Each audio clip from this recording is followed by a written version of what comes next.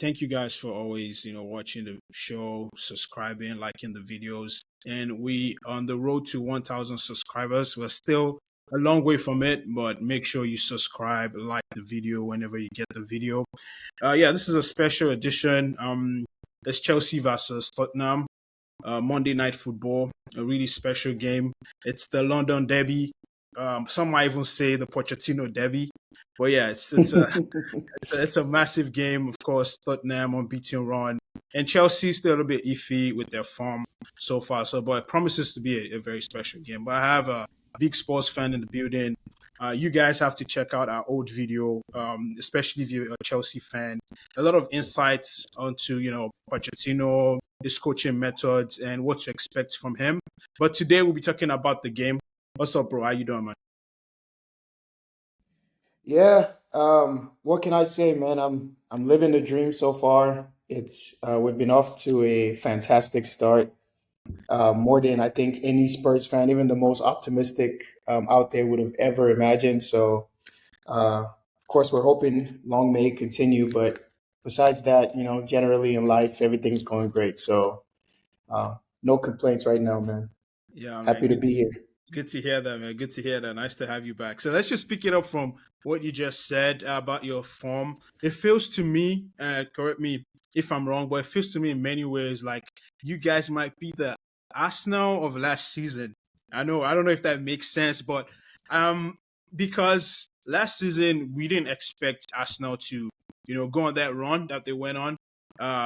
Beginning of the season, especially myself, I kept saying they're gonna lose now or they're gonna drop points now. They can't sustain it, but eventually they did. But right now, I kind of feel the same way about Spurs. Right, every time I watch them, I'm like, this might be the game. They're about to drop points and they're going to lose, and then they end up surprising me and they come up with the goods. How do you feel? Do you feel the same way? Um, Yes and no, right? I think that for one, I wasn't one of the people who expected Arsenal to drop off massively last season. Uh, in my friend group and in our preseason predictions, I had Arsenal firmly in the top four.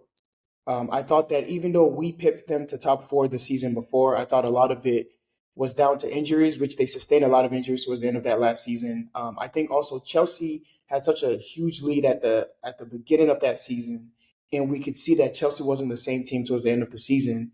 And you saw how Arsenal and Spurs closed the gap tremendously, but fell short because you had such a huge points gap. So when I looked at it, with the signings that they made, bringing in Jesus, bringing in the likes of Zinchenko and um, all the other reinforcements that they made, I thought, yeah, Arsenal is going to be definitely in the mix for top four. A lot of people had them finishing sixth and seventh and saying that Villa was better. I just thought that was complete. Again, Arsenal are very hard to predict because they have a loud fan base that tends to overrate the team, and then they have an large amount of haters who tend to underrate the team. So it's always hard to really gauge where Yeah, are Arsenal as an institution. So I'll say like last season, it was a complete surprise that they challenged for the league, especially for as long as they challenged for. And it wasn't a fluke. They were step for step with Man City throughout the entirety of the season, and right. at times they looked better than Man City. So from that perspective, nobody can say they predicted that. Nobody can say that they expected the team to take that big of a jump. Yeah, A lot of people told me that it was because Spurs weren't good and Chelsea weren't good and Liverpool were down and Man United were finding their identity. I don't think that's what it was. I think Arsenal developed a system that could get points against smaller teams, and they proved that they definitely can sustain a league challenge in the modern league. The reason why I don't think that we're anything like Arsenal from last season is, for one, I don't think anyone gave us even a puncher's chance at top four, much less being in the upper reaches of the table. I look at some of the fixtures that we've had so far. The Brentford game, most people predicted that we were going to lose that. The Brentford away game, we've yeah, lost our best player. There was no continuity in the squad. If you look at the season before, it wasn't like, oh, we just narrowly missed out on top four. We finished ninth or what, eighth. We were free falling. We were completely out of Europe. The squad was completely demoralized. We weren't inspired by the appointment of Ange. a lot of Spurs fans now, they will pretend like they always believed in him. That's just how it goes. But Yeah. when this guy was appointed, we absolutely did not believe in him. We almost made no to Ange trend on Twitter. So it wasn't by any means a popular appointment. It was a massive risk. And honestly, some of the reasons why we had reservations about him before he came in are fair. He wasn't the club's top choice. We Yeah. went we went for Nagelsmann. We went for Luis Enrique.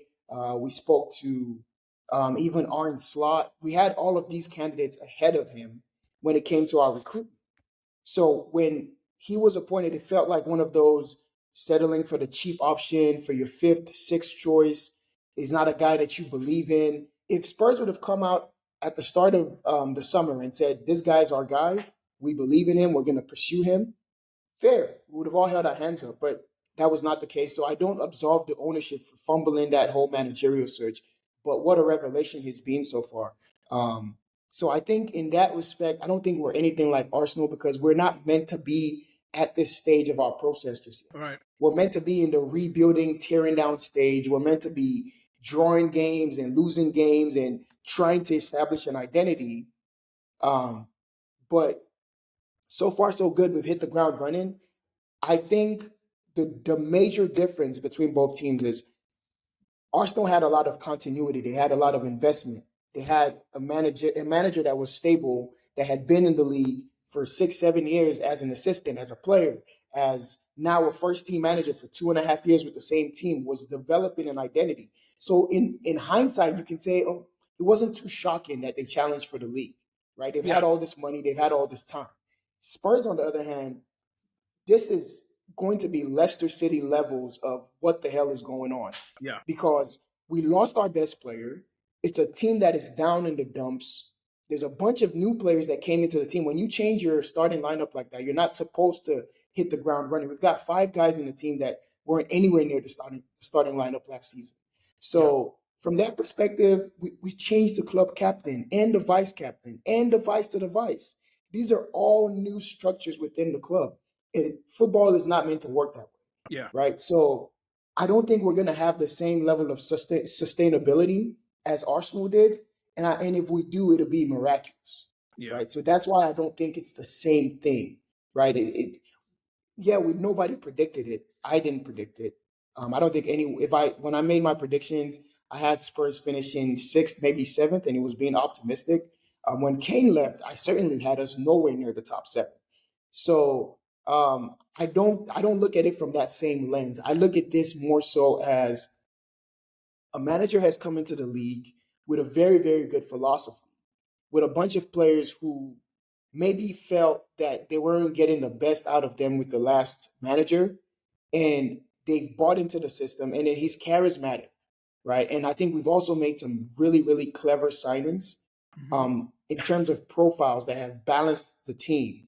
And so I think it's just a perfect blend of good recruitment, good manager, good system, good run of games. So Hmm. let's see how it goes, and let's see. I don't think we're going to sustain a title challenge until like April or March. I would be shocked if we did. But I think it's a great sign for what we're building as a club, where we go from here. So, like I said, long may it continue, but I think it's completely different from the Arsenal situation, Yeah. Yeah. where you know, Yeah, absolutely. I hear you because, like you said, football isn't supposed to work this way, right? The coach just not at came in all. and transformed the whole team, and that's what a large section of the Chelsea fan base expects. They expect it to click, right away, and that's how funny football is because now they start comparing. I've seen people compare. The Arteta project and say, oh, let's give Chelsea time, let's give Manchester United time, and it's not really the same, right? And now they Right. also some Chelsea fans are probably also comparing. Look at Spurs, Ange just came in and did this and this, and look where they are right now in the league. But for you, what makes you tick? What is what has been the major reason why he has had such a successful time in the team? And you can break down the setup as well, the personnel and the style of play. What has made it so very successful? Like I said, it's a perfect marriage of some of the most unlikely events happening at the same time, right? And we know how football is. Football is such a it's such a fine margin sport. You know what I mean? Like Pep was saying, I won a treble because an established international number nine missed a point blank range header. That, let's be honest, Lukaku should be burying that chance. Um, I can even think back to Chelsea playing that Barcelona team where the refs were, a little shoddy. Yeah. Who knows if that game goes the opposite direction, where each team and how they're perceived, right? So the game is about fine margins, and I think a lot of fine margins came together for Spurs, right? For one, Ange is a charismatic manager. This is not something that's shocking. That is not a surprise, right? We knew this even before he was recruited. If there was one thing that I, as a fan, as much as I was against the appointment, I figured this guy will be a very nice buffer between the fans and the ownership, which that relationship was getting completely soiled, right? So I knew from that perspective, he's going to bring charisma. And maybe that's something that can be positive for a team like Tottenham because that's something that we haven't had since maybe Jose. And Jose does it a little differently, obviously. Yeah. So I think one of the biggest things that in hindsight I'm looking at as a major reason is one, we identified and recruited the right profiles for his system, right? Two, and this is borrowing from Ten Hag's whole failure at United, he's a manager who, opposite of Ten Hag, is going to stick to his principles, whether they are successful or not. Right? He's going to stick to plan A until the players are completely implementing plan A. And if that fails, ultimately he's going to die on his sword. Right? We've seen this guy take a Celtic team with far inferior players, with a backline of Cameron Carter Vickers, Yeah. go to the Benabao and play a high line and hold 4 goals. And yeah, that may be stupid, but that's the kind of person that he is. He believes in his philosophy and he believes in the results that he can gain from it. So you've got a manager who's coming in with an established philosophy, who's going to play his style. You got good recruitment that's bringing in the right profiles for his system. And I think more importantly, he established a chain of leadership that not only the fans can get behind, but I Hmm. think even players in the dressing room can get behind because I didn't expect Sonny to be such a great leader, right? He's someone that we've actually called out for his bad leadership in the past. We felt like he sulks on the pitch. When he's in bad form, he doesn't seem to be doing the little things for the team, like the off the ball things. Like if he's not banging in the goals, is he going to run back? Is he going to double for the fullback? Is he going to press off the ball effectively? These are things that he's been accused of not doing in the past, Yeah. right? Now, empowered as a captain, all of a sudden he's got all the intangibles because we already know he's a nice guy. We know people in the dressing room love him. We know he can galvanize the troops, but we just question: do you have those intangibles to lead a team? Yeah. And who would have known? You slap the armband around him, you give him the tools, and he's delivered on and off the pitch as a leader. And I think the signing of Madison was it's my favorite signing of the season, obviously because I'm biased towards Tottenham. But I think even from objectively speaking, Yeah. numbers wise, You can he's say that. been the best signing by far, pound for pound. We paid 45 million for him, and they paid us 10 million back for Harry Winks. So effectively, you can say this is an under 40 million pound signing for an established England international central attacking midfielder who has had 20 plus goals and assists in consecutive seasons and is at the peak of his powers. And the thing that I really like about the Madison signing is he fits the team. He fits the ethos. He's a jovial guy. He's funny. He's got star power to him. He's got intangibles on the pitch. He'll work off the ball. He'll encourage guys. He jokes around, and I think you can see the relationship with him and Son both off the pitch and on the pitch Yeah. because they understand each other in terms of movement and getting into the right spots. And you Hmm. can see how many times they've assisted each other. And also, you can see that their personalities match because they're not egotistical. They're fun loving, down to earth, jovial guys who will also be there for their teammate. And I think what that does is so you've got a manager who believes in his system, who doesn't feel like he's too big for the club. You've got players now that are coming in and is giving other players a sense of pride to wear the shirt. And you can say, like, in the past, players and managers have felt like, oh, they're too big for Tottenham. You know what I mean? Like, Well, why do I need to die for this? What is Tottenham? Who are Tottenham? Like, what have they done? Right? And you can see that on the pitch when Yeah, you field 11 players and they make mistakes and they come out with like kind of like careless interviews, just saying like oh well, we'll go again next week, things like that. This season, it feels like players are proud to play for Tottenham, and I think it's because of the environment that has been created. It's not like we've become Real Madrid overnight, right? We're still Tottenham. We still haven't competed for a major honor yeah, in 20, 30 years, right? yeah, But the players now feel like there's a feel good environment. The manager has esteemed the club. And I think it's just a perfect storm of good signings, good philosophy, and also players that now feel like playing for Spurs is an honor as opposed to a paycheck. yeah, yeah, And I absolutely. think I think you can see that in the unity, and you see how they come back late in games. They really believe in each other, and even from an X and O's perspective, I think we haven't been perfect. I've seen I've seen the pages on Twitter. Ange Ball, you're under surveillance. I get it. Listen, if you isolate some of the halves or some of the games that we've played so far, there's a lot of work still left to do, and that's what excites me. Is it's not a perfect system. It shouldn't be. Like I told you, Yeah, football doesn't work that way. Sometimes we've been caught out. I don't think Bissouma is a natural six, like a setter. I think he likes to roam. He's kind of more Conte than Rodri, right? So he's not going to sit and protect that back line or make those deep line passes. He likes to drive with the ball. He likes to get stuck into tackles. yeah, He doesn't want to screen, right? So we've been caught out with our six moving too far up, and we've been saved by the recovery pace of Van, who has turned into one of the signings of the season as well because his pace is ridiculous, yeah, right? So the system has a lot of work to do, and there's a lot of profiles that we can still upgrade on.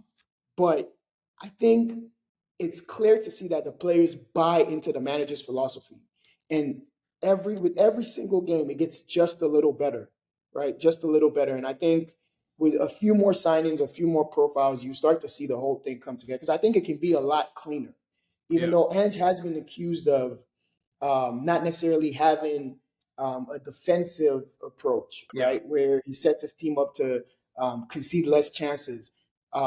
But at the same time, the attacking side of it hasn't been great. So if the attacking side improves, you're going to see even less defensive errors because we're right. going to be able to pin teams further back Hmm. into their own half. So it's exciting. I'm excited to see and continue to uncover how the system evolves. But so far, so good. We're Yeah. getting away with it. Yeah, I think this game against against you guys, I feel like we'll exploit some of those spaces for sure. Like it's Right.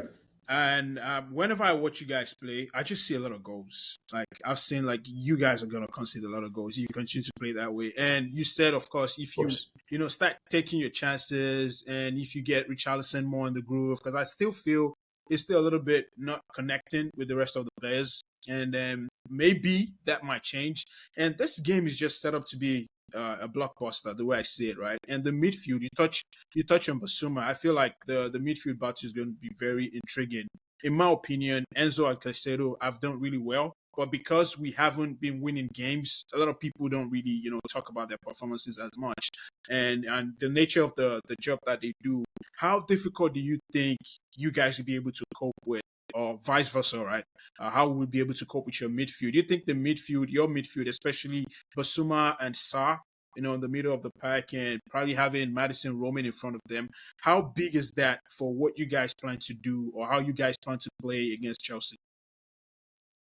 Yeah, I think if you're looking at all of the departments in terms of like as a unit, I'll say the midfield has been by far the highest performing unit so far this season. Because I think you can make a case that Madison has been the best creative midfielder in the league. You can make a case that Basuma has been at least top three, top five Yeah, defensive midfielders this season. I think Sarr is terribly underrated with the work that he does off the ball. yeah. Um, we've got Bentancur back. He got minutes in the last game, so I don't know how much up to speed he is, but I you don't can I don't think expect he him will to play. feature. Yeah. He'll play. He may not start, but Yeah, he'll yeah. play. He came on in the last game. He looked really tidy, but I think he'll feature in some capacity against Chelsea, of course. Um, so the midfield battle was going to be fun. I think our midfield has been really, really good this season. Maybe only second to our center back pair, and I think they've been flawless, Yeah. right?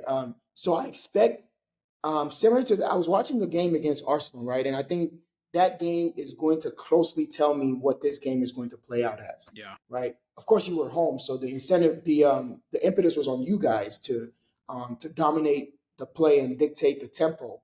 However, we can see you conceded possession, you conceded field tilt, which is understandable because Arsenal again are one of the most positionally dominant sides in the league. Period. Almost as much, maybe more than City these days. They tend to pin teams very, very far into their own halves. Yeah. That was not a good Arsenal game. You guys controlled the game without the ball, which I didn't expect. I thought you would dominate possession, but I thought you would be toothless in attack and that they would catch you on the counter. It ended up with them dominating the ball, being toothless in attack, and you catching them out on the counter. Yeah. Um, I expect you guys to play the same way because you're going to be away from home. I think we're going to have more of the ball Hmm. because, again, we outpossessed Arsenal at the Emirates. We had 60-40 at halftime, and we ended the game at 51-49 because they kind of flipped the script in the second half, which is understandable. They're home. So I expect us to go out there against Chelsea and get more of the ball. I think that our attack has been the weakest part of our team. I don't trust Richarlison. I don't think that he's going to get any joy on the wing against. I'm not sure if Reese is going to be up for it or Either if of it's going them. to be Yeah. Malo Reese Gusto. Augusto, I don't think he Right. I don't think he's going to get any joy. yeah. Richarlison is not an on the ball winger. He's not going to be very creative. We know his struggles. The sooner we upgrade on that position, the better, obviously. I think that Kulusevski might trouble a Cucurella or a Colwell, whoever's going to be It's a playing on the different left. Cucurella though. It's a different He's Cucurella. different. He was fantastic against Saka. I couldn't believe what I was watching. It was arguably one of the most dominant performances I've seen him in a Chelsea shirt, right? So I'm not saying that to say that he's going to get destroyed. Kulusevski hasn't looked like himself in over a year. But I think what we have on that wing is we have ball retention. So we're going to be able to get a lot of joy going down that wing. I trust Sonny down the middle, but again, I don't know how much service he's going to get. I don't know how much clear cut chances we're going to create against what I think is a very, very, very good defensive setup, right? So the way I see the game playing out is I think we have more of the ball. I think our attack is going to be the biggest question mark because I rate Chelsea's defense extremely highly. I see that Badiashile is back, and you know how I feel about Yeah. Badiashile. I think he's arguably top 5 young center backs in the world. I think a lot of times the kind of more attractive center backs get pushed to the limelight, like a Colwell or Saliba or Van der Ven now. There's this like idea that because they're tall and like I guess lighter skinned, physically looking like dominant, that they're just so good. But I think Badgershield is a Yeah. complete Yeah. He's a old school center back. yeah. Center back. I think he gives me Rudiger vibes in terms of his like just sheer dominating presence, Yeah. kind of like that Konate vibe, right? So I rate him very highly. I think you guys are going to be very difficult to break down. Um, Now, your attack is even more suspect than our attack because I think you guys are in a false position in the league. I think you should be much higher. Hmm. I think at worst you should be fifth, maybe sixth right now in the table, but obviously that's not the case. Um, and it's because you're grossly underperforming your XG. I think I was very wrong about Nicholas Jackson. I hold my hands up. You heard how I spoke about him. I thought that he was going to be a breakout star, but I think that his confidence is completely in the gutter now, and um, with lack of competition, it's even trickier because you keep playing him. It might wreck his confidence. You might have a Batshuayi on your hands where he just never recovers, Yeah. or maybe he plays through it and he starts to dominate, or maybe he figures it out. I don't know, but I see Mudrik has come into his own now. Cole Palmer has been running stuff, and I mean that was kind of predictable. I think his IQ coming from a team that is so functional and his tidy touches and tight spaces has improved the team's ability to go forward Yeah. because when you have someone that takes that initiative, which is what we've also seen with Madison, is when you have someone who takes that initiative, drives the team forward, and makes the right decision constantly, unselfishly, you end up having more sustainable attacks. So from that perspective, I think this game is going to come down to which set of attackers actually take their chances, because Right. there's certainly going to be chances both ways. But as far as like the more um, possession, um, I don't know, field tilt.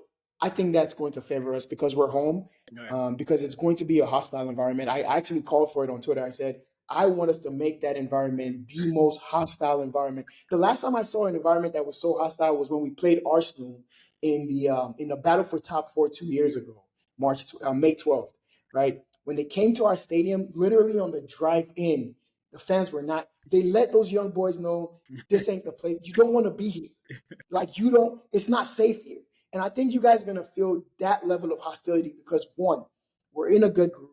We've got a manager that we believe in and we back. And then And it's the Poch. snake, It's man. Poch The coming snake back. is back. The snake, you know how we feel about that guy right now. So it's going to be very hostile. And I think maybe that can give us the edge where if your players aren't up for it, if they're not ready for the battle, if they're not mentally prepared to face that challenge of a hostile environment where nobody's going to be rooting for you, then it's going to be a long day for you guys. But I think tactically it's going to be a very fun matchup regardless. And um, Yeah, I'm we'll definitely see. looking forward to it. You We'll talked about see. our defense, right? I feel like another, underrated part of your team is your defense. I've been really impressed by how you guys have done, especially your fullbacks. Your fullbacks have, added a lot to the attack. Can you talk to us a little about what to expect from, I don't know if it's Poro or Udoji or uh, Davis and who's the other guy that might play, but whoever Emerson. plays, yeah, Emerson. So whoever plays, they had a lot to the wheat, and definitely they always support their attackers. Also defensively, I think they've been solid as well. Can you talk to us a bit about what to expect, especially for attackers and Modric and Sterling, who I think would start that game naturally, and then Palmer as well. Yeah. So I agree with you. Like I said, our midfield has been probably our highest performing unit in terms of when I look at the rest of the league. But our defense is a close second. I think the center back pairing are flawless. We already know what they're about. It's going to be very difficult for you guys to go through the middle, which is not something you look to do anyways. Yeah, Um, Actually, on that, I think it would make sense to play Cole Palmer false yeah, nine like he did against Arsenal in that first half. I think if you can isolate that because they're guys who like to win duels, they like to yeah, go in for challenges. If you can isolate them and play around them, you could probably create a lot of 1v1 situations on the wing. And that brings me to my biggest concern is we don't know if Adogi is going to be fit, right? So he got taken off for illness against Sheffield, and he didn't play. Well, actually, yeah, he didn't play in the Crystal Palace game. yeah. Ben Um, Davis played, right? Yeah, Ben Davis started that game, and then Emerson Royale came on for Ben Davis, who now has an ankle injury as well. So it's yeah, most likely going to be Emerson Royale on the left and Pedro Porro on the right. Now, Pedro Porro has massively improved defensively. Last season, it was looking like a waste of 45 M's, man. I'm not gonna lie. In the group chats, guys were saying, I don't know about this guy, man. He looks clueless out there. He was constantly getting beat in the far post. He was constantly losing track of his man. When he got faced up 1v1, he was getting left in the dust. He's not physical. He's not tall. He's not gonna win any aerial duels. So it was looking really, really spooky. But I'll say this season, he's been massively, massively much improved. I was watching the Arsenal game back, and getting Jesus 1v1 is not an easy task. And I thought that he handled and dealt with it very, very well. If anything, Udoge struggled with Saka getting an early yellow card, but Poro was pretty much solid for the entirety of the game. They didn't get much joy going down that way. So I think Mudryk has come into his own. Obviously, his pace is going to be a problem, especially because Van de Ven is not on that side of the pitch. It's Romero. So I think based on the line that we're going to be playing, those balls in behind to Mudryk are going to be very, very, very dangerous, and we're going to have to be very careful looking out for them. But I think that where we gain an advantage is Poro is going to be able to force Mudryk back because Yeah. he's so good going forward. That's his one strength is he's very good on the ball. He's very tidy. He can win 1v1s. He can put in a nice delivery. So you're going to be worried about, okay, I don't want Poro and Kulusevski double teaming a Cucurella or Cole, whoever's going to be on that wing. So that might force Mudryk to play a little bit further back. So it's going to be interesting to see kind of like what the field tilt is on that. Also, you see, we play with inverted fullbacks in possession. So our shape can be very, very narrow. So I think if we get caught on the ball, it can be very, very tricky to try to get back in position because you see like our center backs spread out where Romero is coming out almost to like right back. And you see Basuma drop in, or you sometimes see Madison come down and pick the ball up. So I think it's more interesting our shape in possession Hmm. versus when we're defending, because I think when we're defending, Poro has shown that he can pretty much, he's not going to hold him to like no take ons or anything like that, but he's shown that he can hold his own for much of the 90. I'm not so much worried about Emerson Royale because he's very solid defensively. Or more actually when I say he's not very solid, but you don't worry about him too much defensively because he's not someone who makes too many mistakes when it comes to the defensive aspect. The biggest worry has always been going forward and his ability to link up play and sustain attacks. But when he came on against Crystal Palace, he was tidy, kept the ball ticking, just quick passes. But we don't get the same benefit of an Odoje who can Yeah. carry the ball. He can grab the Hmm. ball. He can run at people. He can force you into 2v1s. That's something that was really important for us in terms of our ability to sustain an attack. And also, he was very good at anticipating passes, stepping early, winning back interceptions, and starting a new attack. So that's going to be something that's really, really tricky to see because Emerson is more of a drop back and try to win a tackle Yeah. or try to clear the ball, which gives the other team. It was we were kind of spoiled having Udogie and Van de Ven on the same wing where it's just ball recovery after ball recovery after ball recovery. We're not going to have that. So from that perspective, I think if I see a Sterling and Mudryk partnership on the wing, I'm a little worried. I'm a little worried because I think that keeps us a lot wider than we want to be. And again, that puts all the emphasis back on the midfield. Who can win the ball high up? Who can create those 1v1 situations? Because I think there's a lot of joy to be gotten both ways. So we'll see. Yeah, yeah, absolutely. I mean, this was really good discussion here. So finally, I just want to take your prediction for the game. Um, Obviously, I know you're probably going to predict a win, but what's the score prediction for the game? So I've been pondering this for a while. The last time you guys came to our stadium, I think you lost 2-0 Yeah, to the that Oliver was a Skip very sad banger. Chelsea. And I think that was our first win against Chelsea in Yeah, donkey years. Because I remember at a point I hated playing you guys, man. There's only one other team I hate playing more than Chelsea, and that's Arsenal. Especially like away from home or with you guys at home or away, wherever. Like we were just on a losing streak, and we would never draw. We would just always lose. I think it was important for us to break that deadlock. I think us showing that we can take control of our own home, win a game, keep a clean sheet against what was a very, very poor attack last season, right? Which hasn't really improved that much this season, right? So I'm not expecting Chelsea to be on the score sheet more than one or two goals, right? I'm looking at us to see how many goals can we get against such a resolute defense. How can we break you guys down? Can we create a clear cut chance? Right? Can we take advantage of our opportunities if you are to make a mistake? I don't know. Your goalkeeper is not really the strongest. Can we test them? Right. So ultimately, my prediction, I'm going for 2-0, but not as comfortable as it sounds. Right. I think I think we can win if we get an early goal. And I think if we don't get an early goal, then we're going to be in for a very, very most likely a nil-nil draw. But I think the first 30 minutes are going to tell me everything that I need to know about that game. But I'm predicting 2-0. I don't want our winning streak to end against you guys. I don't want our unbeaten streak to end against you guys, not at our own home. But I know that your players are going to be excited to get the chance to do that. I think there's also another stat. Ange Postecoglou has not lost a home match in over 50 home games across his last few clubs, right? So there's a lot of stats that are at stake here that are on the line, and I know it's going to excite you guys to want to be Yeah. the ones to do it. So I'm predicting 2-0. I'm backing the boys, man. I'm hopeful. Let's keep this rolling. I want to keep hearing all the tears on the timeline. You know what? I'm actually going to go for the same scoreline. I think we're going to do a 2-0 against you guys. I, I, So you don't see us scoring at I home? no, I don't think you guys will score because Wow. it's hard for teams to create chances against us except like we let them right against Arsenal, or it's like a counter-attacking situation, and I don't think we would find ourselves in that position too often against you guys. I feel like you said, we'll sit back and then we'll try to pick you guys out on the break. And with Palmer and Sterling, I hope Modric is fit enough to start. I think we might be able to get some chances. And like watching your defense as well, I don't think defensively the way you guys set up, not the defense as a unit, but the way you guys set up, you guys concede a lot of chances. So I see us having a few chances.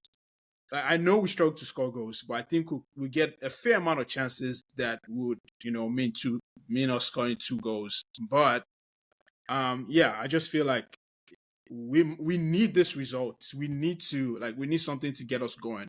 Like we thought it was going to be the Arsenal game, and then we fell short. So I feel like this is the next type of game where, because if you look at the next round of fixtures, it's crazy. It's crazy for us. We need a win somewhere.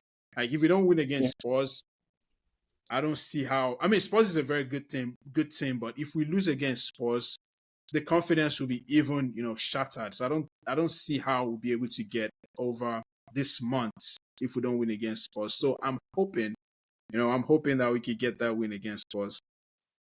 One thing I will say, be very careful. Pochettino's record against the Big Six away from home, not so great. Yeah, Not so great. I I'll ask you this: who do you think are going to be the two goal scorers for you? that's a tough one. I think Palmer might get a goal, and I feel like Sterling is our best goal scorer on the team. So yeah, he has to get I a think goal. if Chelsea get a goal, I think Sterling will definitely be on the score sheet Yeah, if Chelsea are able to create those 1v1 situations and counterattack. And I think if we score an early goal, I think it's going to come from a set piece, and I think it's going to be a center back. I'm backing either Romero or Van de Ven to oh yeah, get those the guys are also good. to I don't break the see Badia deadlock, and Shield. then I think Badia we're going to Shield get one on the starting. counter. I think Kowa will probably start with Thiago because they've played. If that's your center back pairing, then I need us to blitz you guys first 30 minutes before that monster comes off the bench. I will be happy to avoid that guy by for I sure don't think he's because I gonna rate him play. very I highly. don't think he's gonna play. Now I'm hoping James can play, and if James plays, I mean, like it's such a difficult one because I don't want. I want him to be fit all through the season. But I feel like if Gusto plays, it will be solid defensively, but it might take something away from us in attack. But James, my Right. only concern is, the lack of fitness. I don't want him to get injured again. But apart from that, I saw a game against Blackburn. I felt like he looked okay. Obviously, he's just getting back. He needs more minutes in the legs, but in attack, like there's just something. There's just that X factor. He can, create something out of nothing. He can shoot from anywhere. There's just something about him. I feel like if he starts, and being the captain, being a Chelsea boy, he knows what this type of He game. loves a goal against Yeah, Spurs as well. exactly. So I feel like he might give us that X factor. But yeah, we'll see.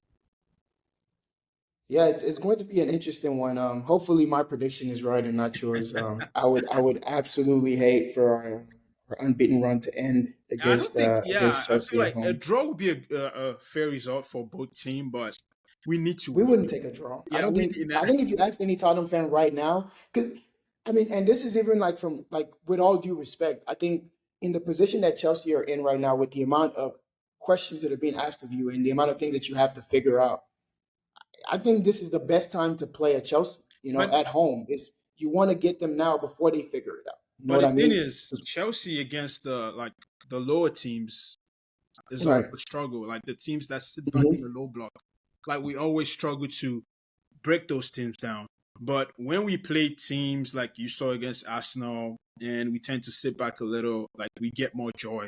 So that's the only hope where I But still those have been home games, though. The Liverpool game was at Stamford Bridge. The Arsenal game was at Stamford Bridge. true. I'm looking more so at what are you like when you're away from home in a hostile environment.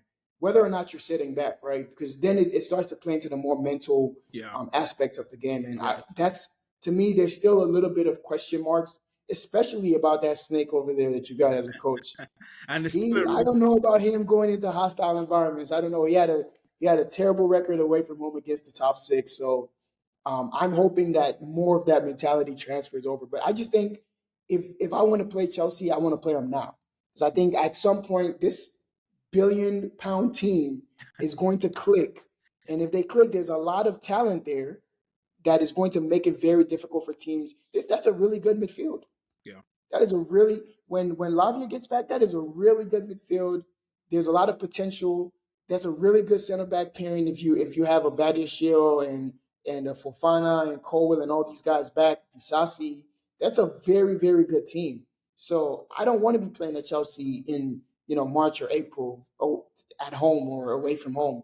I think this is the best chance that we have to take 3 points, right? So if you offered me a draw, I wouldn't even consider it a fair result. I think we need to be going in there with the mindset to try to take three. You need to beat your rivals while they're down because those points mean more in the reverse fixture when you now have to go away from home. So I think we have to be looking at this as a big opportunity to cap. And then a very important point about why this game is so important because I don't think we're going to be in a title race. We're not going to be challenging for the title in April and May.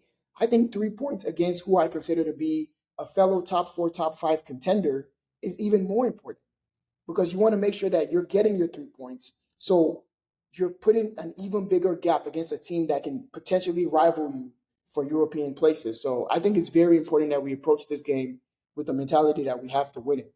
Yeah, yeah, absolutely. Yeah, I like that. Well, we've come to the end of the show. Thank you again for always coming on. And hopefully by Monday, I'll be celebrating the dub over you, but we'll see. Yeah, so Hopefully not. yeah, Hopefully not. thanks everyone for joining, and we'll see you in the next one. Thank you for having me, man. Come on, you Spurs.